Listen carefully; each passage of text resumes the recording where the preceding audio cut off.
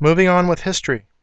Let's read this through. While the general public has been led to believe that communism is a movement of the workers' Soviets to destroy capitalism, Pawns in the Game proves that both British and American intelligence officers obtained authentic documentary evidence which proved that internationalist capitalists operating through their international banking houses had financed both sides of every war and revolution fought since 1776.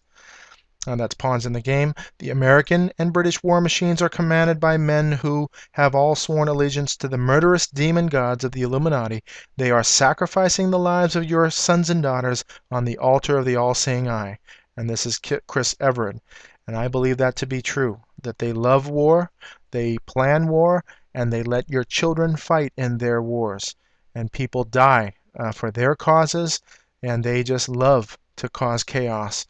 This is the memorial for the Battle of Britain in Brussels. I wonder who they fought for. Here's the Illuminati pyramid. Interesting what they've done to us and believe that we're fighting for freedom when they own both sides of the opposition. Here's the Declaration of Independence, or the Declaration, the French Declaration, and you can see the Eye of Lucifer up top. All of this occult symbology. Here's the Mithra, hat of Mithra. This is the Roman fasces. And so we see that symbolism. Look at the documents of the French Revolution. Lightning bolts. You can see the all-seeing eye, or the Eye of Lucifer, hat of Mithra. You see this Ouroboros, the snake biting the tail. Here again, you see all of this going on. And the occult symbolism. Two pillars on both sides.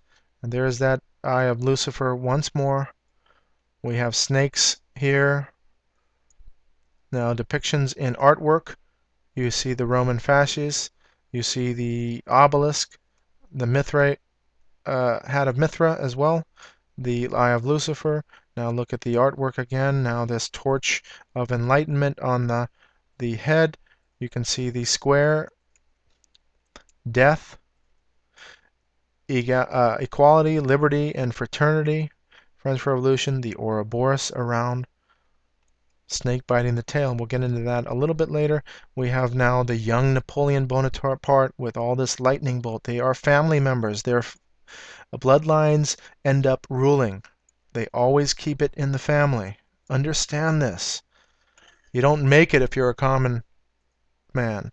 Department of the Army, and you can see the hat of Mithra for the United States being used. All of this occult symbology, just look at symbols and wonder what they stand for. And you either get the exoteric meaning, but if you really find out, you understand the esoteric meaning, the inside meaning. The Green Dragon Tavern, a planning site for the Boston Tea Party. So understand that our revolution in the United States with Great Britain was a planned event by Freemasons. Paul Revere went and did his famous ride through that the British are coming. Here's the Boston Tea Party, which set up that event, and dressing up like Indians and claiming that the taxes are against the Britons are taxing us to death. And look what the results is: the start of revolution and the Brits. But look at what the flag of the United States actually is. British East India Company trading flag. Here, Stars and Stripes and the Knights Templar cross. You can understand the Knights Templar. Nina Pinta Santa Maria. These are voyages funded by the Knights Templar. City of London and the Knights Templar cross. You also have dragons all over this thing. And then now you can see the British East India Company trading flag. Here's the British flag and the American flag with the stars and stripes. Americans would be fighting under the private flag of an international mercantile corporation controlled by the Jesuits. So this organization was controlled by the Jesuits, as is the British East India Company. They also have the Dutch East India Company. Understand here, after 20 years of constant and most difficult research, I come fearlessly today before the American people to say and prove that the President Abraham Lincoln was assassinated by the priests and the Jesuits of Rome. So look, You understand how the mafia works. They set people up. When they don't cooperate, they take them down. Please understand this.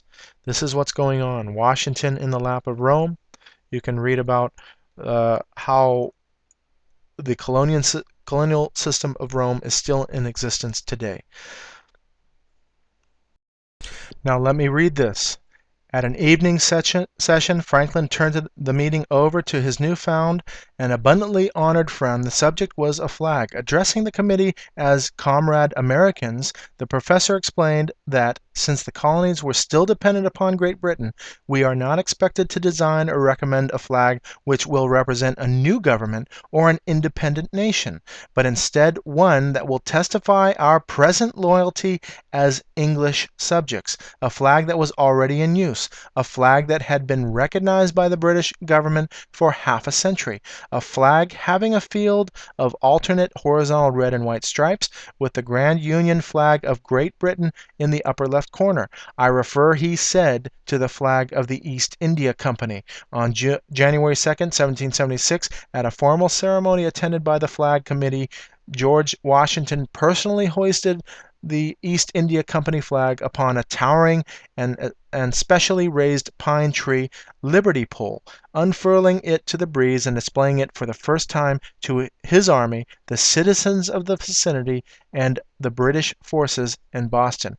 So if you're going to think, and you've been led to believe, that our independence was against Britain and that was against tyranny, they have been shaking hands again on both sides. This whole plan was to create a new nation, an independent nation, but still under the original rule.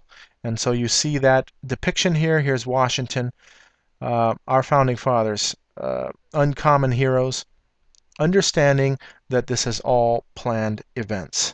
And they were planned. Even Franklin himself had a place in Britain after the Revolution, and lived there and worked closely with that government over there. This is the Hawaiian flag, and you can see the significance of that being part of the East India Company.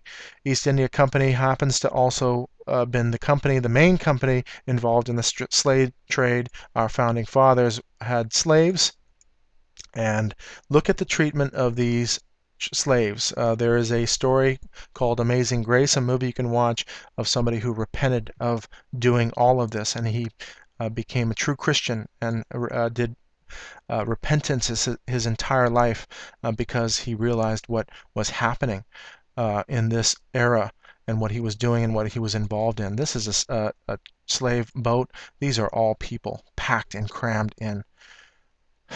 It is unbelievable how people can even draw this kind of thing up, and it just hurts me.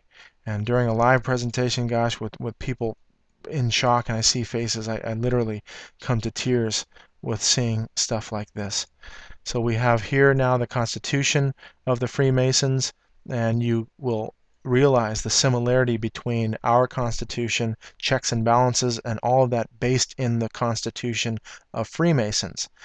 Understanding this is the pure Freemasonic state, and you can see that in the architecture and everything all about it. Oh boy, it looks like freedom. Freedom of religion, freedom of everything, and you are literally living in a prison of your mind. Yes, you can go out and have a coffee or what have you, but as far as understanding where you're at and the progression of this society and what it's become, look at it. Proofs of conspiracy, of against all religion and governments of Europe. I know this is a very poor image, John Adams' library, but there was a understanding there was a conspiracy by Freemasons and the Illuminati. This has been conspiracy, and is not a new thing. It's become a bad word, but is not a new thing to understand that there is a conspiracy going on. You see the Roman fascists in the House of Representatives, in the Senate building, in the Capitol building, and you can see the Roman fascists being used. This is all Rome. And according to Daniel, we understand that the Roman Empire and this dream that Nebuchadnezzar had, and the interpretation of that dream is the two legs of Rome. I understand some people that are not believers that prophecy is just hocus pocus, but this dream and this interpretation and the prophecy of this world coming true and the Roman Empire being still with us, the two legs of Rome coming into the feet and having the 10 toes. This is a description of even the Club of Rome and the setup of these toes in this final global empire now with us today. And please understand that prophecy is a riddle that we have to understand. And as we get closer to the end here, we see prophecy now coming to full light in the age.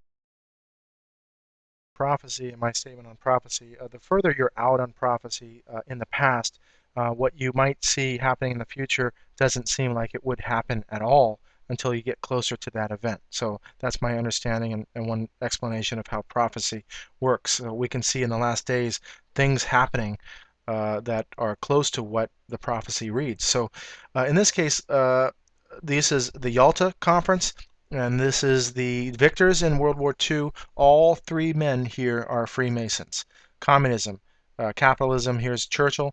Looking at Churchill himself, Churchill was installed as a Druid priest in August 1908. So you can see him with the Druids. These are people in the occult.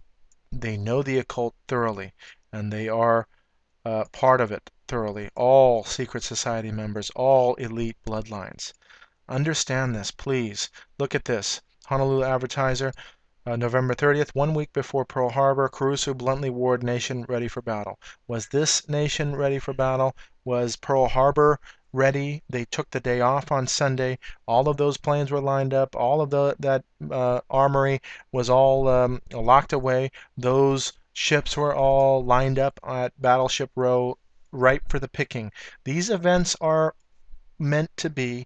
They plan these events to get the people all ripe and ready for war. This is the Hilo Tribune. Japan may strike over the weekend. Do you think that we would be sitting around not doing anything, taking the day off, or would we be completely on alert? And they should have been completely on alert. And there's a story about that of ships coming over from the mainland United States to Honolulu. They stopped in the middle of the ocean and waited for the attack to happen so that some of the carriers would be still be alive. But anyway, just to show you that history is these are planned events. This is Japan Parliament building, and you can see the Masonic architecture with pyramids. You also have the checkered floors. This is one of the dignitaries' houses. I think it might be the Prime Minister's house. My wife did this research, and you can see the owls perched up above, and that owl symbology. Tokyo Tower is 333 meters high, almost 32 and a half, 333 when you round it off. But interesting numerology going on. Japanese Democratic Party and the eye symbolism on the internet in Japan. They say what's going on here. Again, the variant of the eye symbology, the Mount Fuji in the background, and the eye having, if you look through a light on this currency, the eye is at the top of Mount Fuji. So this eye and the pyramid symbolism. Here's Mao you saw earlier with Dubois. Here's the first Masonic building in China. All of these events, that French Revolution, even the Chinese Revolution, all of these events are perpetrated into this new age, and Mao is the leader as far as how many people were killed under his atheistic, communistic realm. And so please don't tell me that war is a result of religion. Here is a prime example of the most that anyone's ever killed under pure atheistic communism.